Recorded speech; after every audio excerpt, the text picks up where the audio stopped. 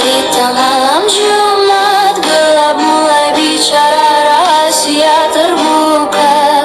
Ini ceramah, dengarlah bila kau kuat. Tak semua yang datang dari dunia yang sama. Cerita malam Jumat. Selamat datang kembali di Ceramat, cerita malam Jumat. Malam ini kita punya kisah dari seseorang yang baru saja pindah rumah. Sebut saja namanya Zahra. Rumahnya baru saja direnovasi, bersih, kokoh dan nyaman. Tapi tidak semua penghuni lama pergi dari rumah tua itu. Perkenalkan, namaku Zahra.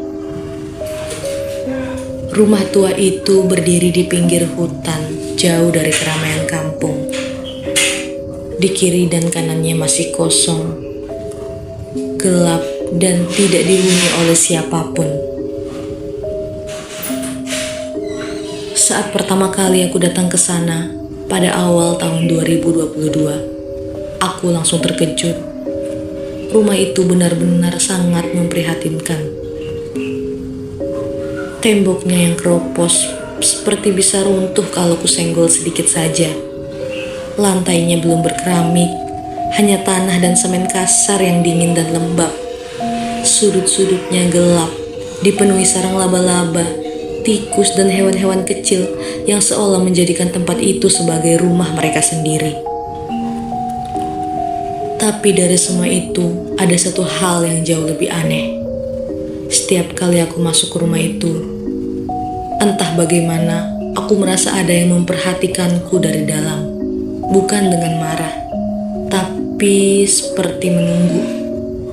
Kami akhirnya memutuskan untuk merenovasi total rumah tua itu. Tukang-tukang dipanggil, tembok dibongkar, lantai dipasangi keramik, cat baru memenuhi seluruh ruangan. Dan ketika renovasi selesai, rumah itu benar-benar sangat berubah. Hangat, bersih, terang, tidak ada lagi kesan menyeramkan seperti sebelumnya. Aku berjalan mengelilingi rumah sambil tersenyum kecil. Ruang tamu terlihat lebih hidup. Kamar-kamar tidak lagi gelap. Semuanya tampak sempurna. Setidaknya begitu pikirku.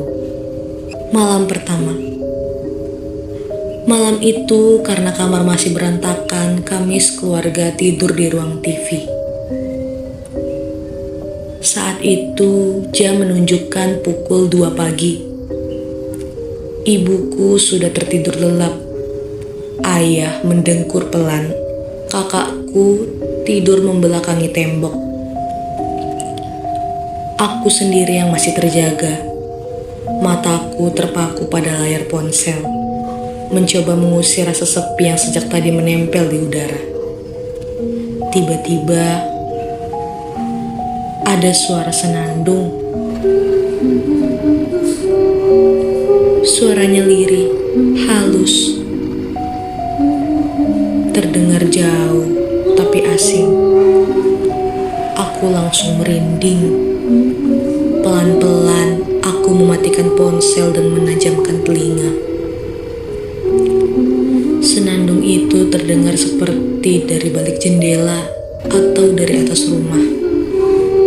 Suaranya indah, lembut, tapi membuat bulu kudukku berdiri. Aku teringat ucapan orang tua dulu. Kalau suaranya terdengar jauh, berarti dia berada dekat dengan kita. Napasku mulai tidak beraturan. Senandung itu seakan-akan berpindah-pindah dari kiri ke kanan, seolah ada yang berjalan mengelilingi rumah.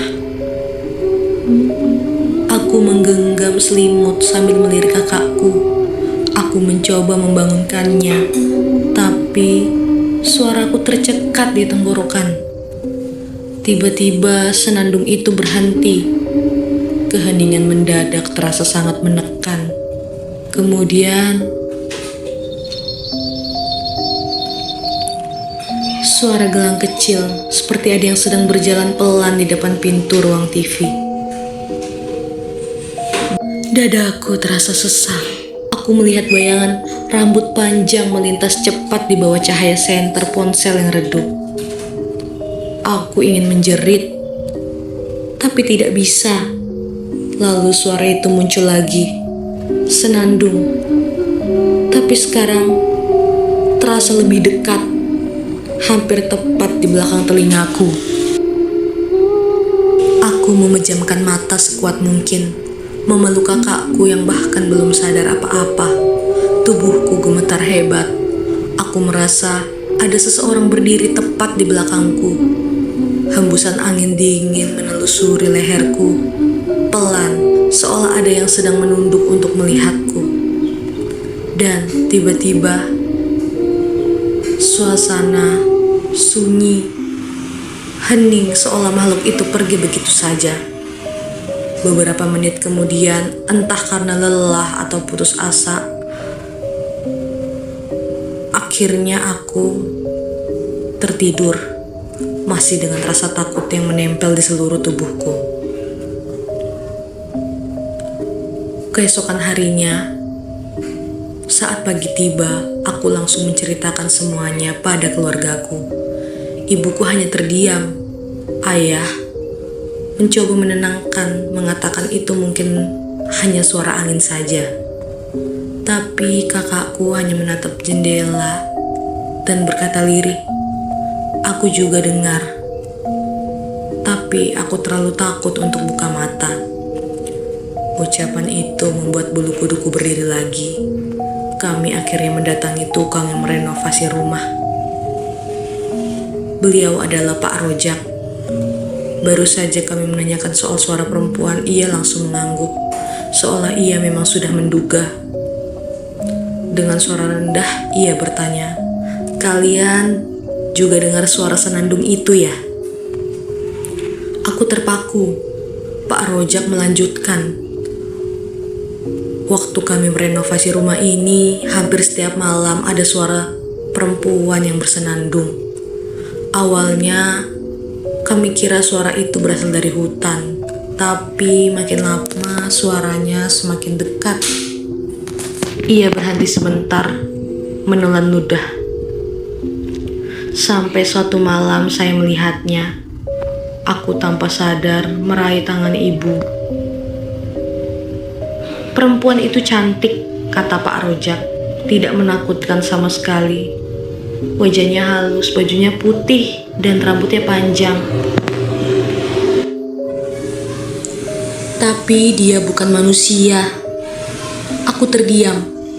"Dia penghuni pohon besar di belakang rumah ini," lanjutnya. "Sudah lama, jauh sebelum rumah ini dibangun." Rumah terasa sangat hening saat Pak Rojak menatap kami satu persatu. "Dia tidak jahat," katanya. "Dia senang rumah ini sekarang menjadi bersih dan indah. Itu sebabnya dia bersenandung." Kami semua merinding mendengar ucapan dari Pak Rojak. Tapi kalimat terakhirnya membuatku benar-benar takut. Dia hanya akan mengganggu kalau rumah ini kotor atau ada yang melakukan hal-hal aneh di dalamnya. Sejak hari itu kami semua sadar, rumah ini bukan hanya rumah kami. Ada penghuni lain yang sudah lama menetap di sini. Dan kalau suatu malam aku kembali mendengar senandung itu, artinya ia sedang berjalan mendekat.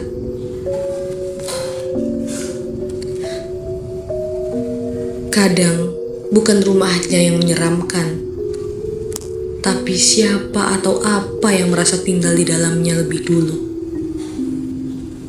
Sampai bertemu lagi di Cermat, cerita malam Jumat berikutnya.